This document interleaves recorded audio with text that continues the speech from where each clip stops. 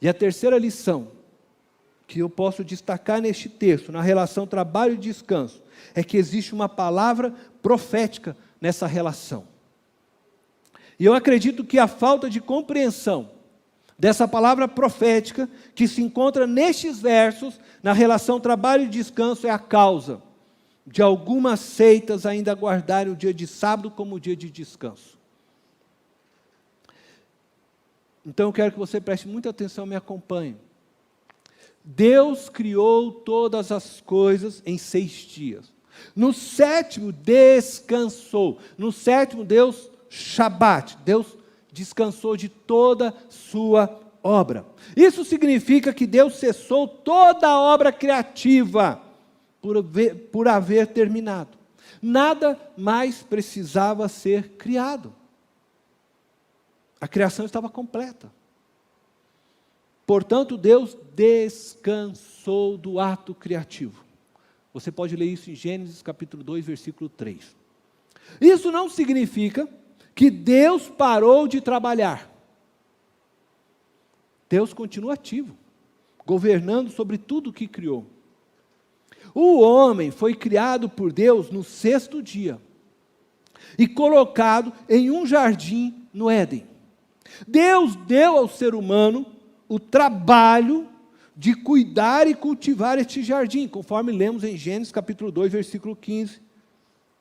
Portanto, o trabalho não é algo ruim. Sempre fez parte do projeto de Deus para nós. Foi dado ao ser humano logo que ele foi criado, antes que ele pecasse. Contudo, quando o ser humano decidiu romper com Deus e seguir seus próprios pensamentos, viver independente de Deus, toda a criação sofreu danos por causa dessa má escolha do ser humano. A terra, diz a Bíblia, se tornou maldita. E o trabalho se tornou para o ser humano uma tarefa agora pesada e cansativa, conforme nós podemos ler em Gênesis, capítulo 3, verso 17 ao verso 19. Por isso mesmo é importante que o ser humano respeite o limite de seu corpo, porque o trabalho se tornou pesado e cansativo, e ele valorize o tempo que Deus deu para que ele descanse. O sofrimento causado pelo trabalho físico sobre nós, ele terá o seu fim, quando Jesus voltar novamente à terra e estabelecer definitivamente o seu reino sobre nós. Na cruz, Jesus reconciliou todas as coisas, conforme lemos em Colossenses capítulo 1, verso 19 e 20. Inclusive, reconciliou a terra conosco. A terra que havia se tornado maldita, e que agora o trabalho e a relação do homem com a terra se tornou pesada e cansativa, Deus reconciliou agora a terra naquela cruz, novamente com os homens. E então, quando Cristo voltar, e tudo isso se completar, se fechar, nós não sentiremos mais o cansaço e o peso ao desenvolvermos os trabalhos que Deus dará a nós. Por isso, Jesus é o nosso descanso, o nosso sábado eterno, pois nele viveremos uma vida não mais debaixo da maldição imposta sobre essa terra. Jesus nos levará a vivermos numa nova terra, diz o livro de Apocalipse, uma terra reconciliada com Deus e com a humanidade. Viveremos debaixo de novos céus e nova terra. Por isso Jesus é o sábado verdadeiro. Tudo no Antigo Testamento era a sombra que apontava para Jesus Cristo. Por isso o apóstolo Paulo, escrevendo aos irmãos em Colosso, ele diz que o sábado era sombra, que Cristo era o centro de tudo. Tudo apontava a Cristo. O rompimento do homem com Deus no Éden tornou toda a humanidade pecadora e condenou à morte eterna. E diante disso foi necessário Deus criar um caminho para que o homem pudesse novamente se reconciliar com Ele. Deus então apresenta um esboço Um pequeno resumo, se assim podemos dizer, do seu plano de reconciliação, ainda no Éden. Antes que o homem fosse expulso do Éden, Deus apresenta um pequeno resumo, conforme a gente pode ler em Gênesis, no capítulo 3, versículo 15. Quando ele olha para a mulher, ele diz para a mulher que o descendente dela pisaria a cabeça da serpente.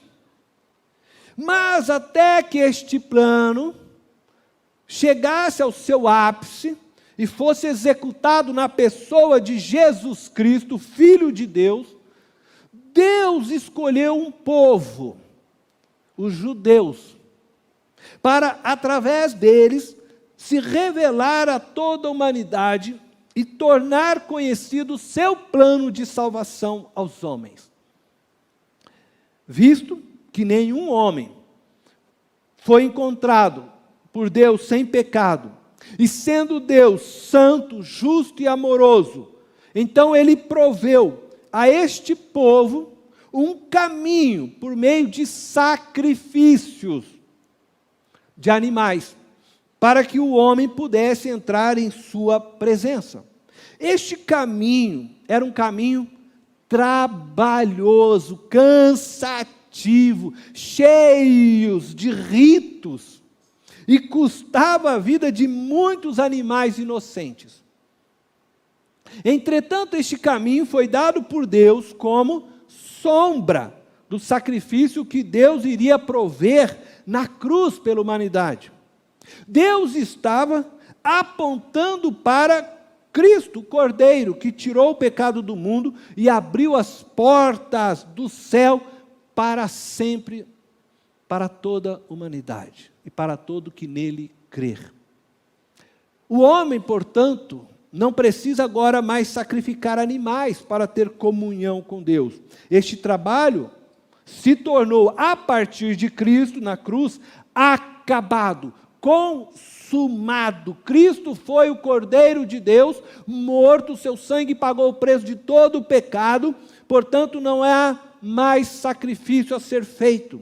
Por isso, Jesus Cristo é o descanso para todo pecador. Jesus é o sábado eterno para aqueles que nele se refugiam. Não precisamos mais fazer sacrifício. Não precisamos mais passar por todos aqueles rituais para entrar na presença de Deus, porque Cristo já foi o sacrifício oferecido por nós, o véu se rasgou, as portas se abriram, os céus estão abertos a todos que creem. Cristo fez tudo por nós. Só precisamos nos apropriarmos pela fé do que Cristo já fez. Por isso, Ele é o nosso sábado, é o nosso descanso. Deus também estabeleceu com esse povo uma aliança firmada sob um conjunto de leis, que chamamos lei mosaica. Os hebreus a chamam de Torá. Segundo o apóstolo Paulo, a lei foi dada aos homens para apontar nossa incapacidade de nos salvarmos, conforme você pode ler em Romanos, capítulo 3, verso 20.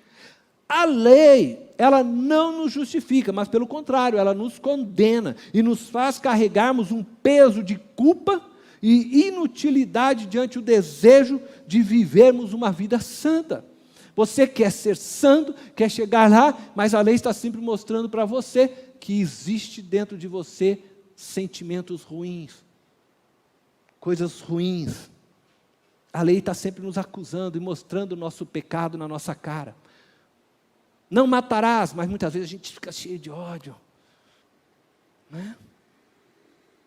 Honra teu pai e tua mãe, mas muitas vezes desonramos. Guarda o sábado, mas daí nós não amamos o nosso próximo como a nós mesmos, nosso sábado não está sendo guardado. Os judeus, eles estavam constantemente trabalhando para tornarem-se aceitáveis a Deus. Eles tentavam obedecer às diversas regras da lei cerimonial, da lei do templo e da lei civil. Eles tentavam. Mas parece que quanto mais se esforçavam para obedecê-las, mais hipócritas se tornavam. pois eles percebiam que não conseguiam cumpri-las fielmente. Então, faziam de tudo para que as pessoas pensassem que eles a cumpriam. E quanto mais eles desejavam obedecer às leis, que estavam ali para mostrar que eles eram falhos, mais legalistas se tornavam. Pois passavam a exigir das pessoas o que eles não conseguiam cumprir, mas que fingiam cumprir. E quanto mais trabalhavam para cumpri-las, mais religiosos se tornavam, pois mais eles passavam a confiar nos seus próprios esforços do que na graça de Deus. E Jesus, querido, veio ao mundo para cumprir toda a lei mosaica. E Ele a cumpriu. Ele a cumpriu. A lei mosaica apontava para Jesus, o Cristo, o Cordeiro de Deus, tendo o seu encerramento em Jesus Cristo. Não vivemos mais debaixo da lei. Jesus cumpriu a lei para todos nós e por todos nós. Mas a sua obra, ela é eficaz apenas para todo aquele que nele crê. Ele fez por você, mas você precisa, mais uma vez eu digo, se apropriar pela fé do que Cristo fez. Por isso eu volto a afirmar, mais uma vez, Jesus é o nosso descanso, o nosso sábado. Nele podemos repousar seguros, sabendo que fomos justificados. Nele, Jesus, nós cumprimos a lei. Não porque nós somos perfeitos, não porque nós não falhamos, não, porque Ele cumpriu por nós a lei.